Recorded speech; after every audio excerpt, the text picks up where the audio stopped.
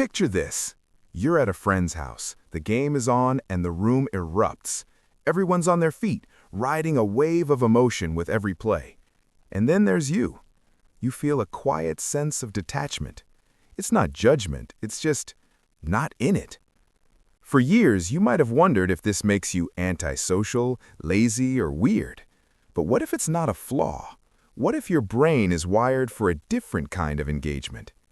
Psychology shows that a lack of interest in spectator sports often reflects a deeper cognitive and emotional framework.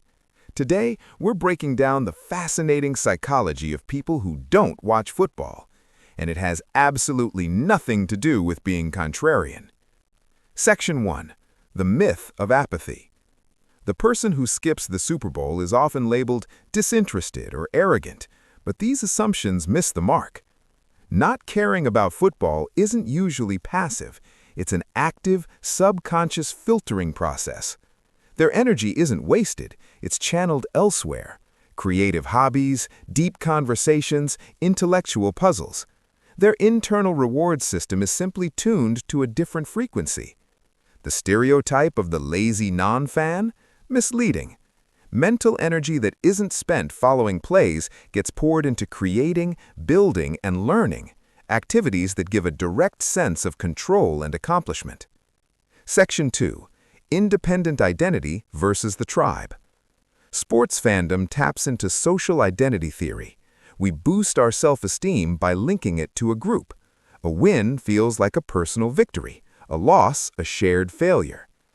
People who skip sports often don't rely on external groups for identity. Their self-worth comes from internal sources, personal values, skills, and achievements. For them, tying emotional well-being to strangers on a field feels illogical. Their sense of self is stable and deliberate, often built around shared ideas rather than shared jerseys. Section 3.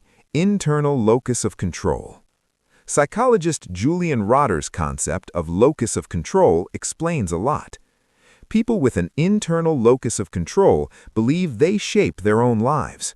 Those with an external locus see events as governed by luck or outside forces. Watching sports is the ultimate passive experience. You invest emotion in something you can't influence. For minds tuned to agency, this feels unsatisfying or stressful. They prefer activities where effort produces a direct impact, a project, a skill, or a personal challenge. Section 4. Intrinsic motivation. Many non-fans are driven by intrinsic rewards.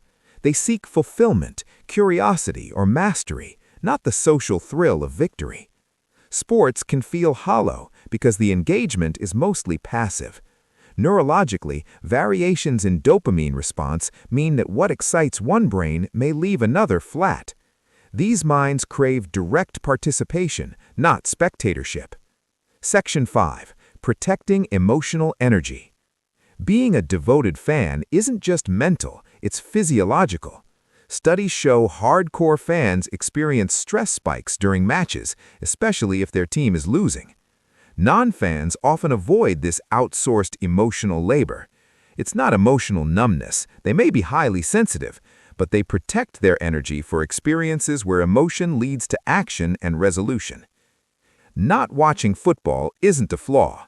It points to a mind that builds identity from the inside out, values personal agency over group affiliation, seeks active intrinsic rewards, protects emotional and physiological energy.